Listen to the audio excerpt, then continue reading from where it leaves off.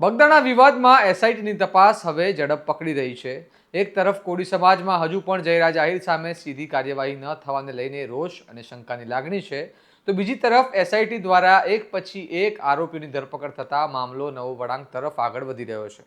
આજે જયરાજ આહિરને પૂછપરછ બાદ પરત મોકલવામાં આવ્યા હોવા છતાં હવે હુમલામાં ઉપયોગ થયેલા હથિયારો પૂરા પાડનારા બે વધુ આરોપીઓ ઝડપાયા છે. આવો વિગતે વાત કરીએ કોણ છે આ આરોપીઓ અને તેમની શું ભૂમિકા હતી તેના વિશે આ અહેવાલમાં. નમસ્કાર, હું ચિરાગ વર્ષાબેન, આપ જોઈ રહ્યા છો સ્વમાન.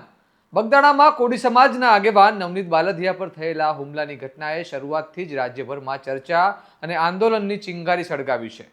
પીડિત પક્ષ અને કોળી સમાજ દ્વારા કથિત કલાકાર માયાભાઈ આહિરના દીકરા જયરાજ આહિરનું નામ મુખ્ય સૂત્રધાર તરીકે લેવાતું રહ્યું છે, પરંતુ એસઆઈટીની રચના અને તપાસ બાદ પણ જયરાજ આહિર સામે કોઈ સીધી કાર્યવાહી ન થતા સમાજમાં અસંતોષ વધતો ગયો. આજે જયરાજ આહિરને ભાવનગર આઈજી કચેરી ખાતે પૂછપરછ માટે બોલાવવામાં આવ્યા હતા અને તપાસ બાદ તેમને પરત મોકલવામાં આવતા ફરી એકવાર સવાલો ઊભા થયા કે તપાસ કઈ દિશામાં આગળ વધી રહી છે.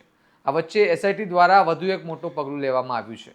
નવનીત બાલદિયા પર થયેલા હુમલામાં ઉપયોગમાં લેવાયેલા હથિયારો પૂરા પાડનારા બે આરોપીઓની ધરપકડ કરવામાં આવી છે. ધરપકડ કરાયેલા આરોપીના નામ અજય ભાલિયા ઉર્ફે મોટો અને ઉત્તમ બંભાણીયા હોવાનું સામે આવ્યું છે. આ બંને ધરપકડ બાદ હવે કેસમાં કુલ આરોપીઓની સંખ્યા 13 સુધી પહોંચી ગઈ છે. હાલ બંને આરોપીઓને મેડિકલ ચેકઅપ માટે સિવિલ હોસ્પિટલ લઈ જવામાં આવ્યા છે અને આવતીકાલે તેમને કોર્ટમાં રજૂ કરીને રિમાન્ડ માંગવાની કાર્યવાહી કરવામાં આવશે.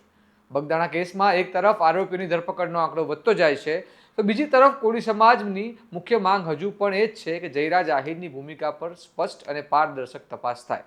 સમાજનું કહેવું છે કે જ્યાં સુધી મુખ્ય સૂત્રધાર સામે કાર્યવાહી નહીં થાય ત્યાં સુધી ન્યાય અધૂરો છે. હવે તમામની નજર એસઆઈટીના અંતિમ રિપોર્ટ પર ટકી છે કે શું આ તપાસ સાચે સત્ય સુધી પહોંચશે કે પછી આ મામલો ફરી એકવાર વિવાદ અને રાજકારણના ભવરમાં ફસાઈ જશે. તમારું આ મામલે શું મંતવ્ય છે તમને કમેન્ટ કરીને જરૂર જણાવો. સ્વમાનની ચેનલને લાઇક કરો, આ વિડીયોને શેર કરો અને સબસ્ક્રાઇબ કરવાનું ભૂલતા નહીં. જોતા રહો સ્વમાન. નમસ્કાર.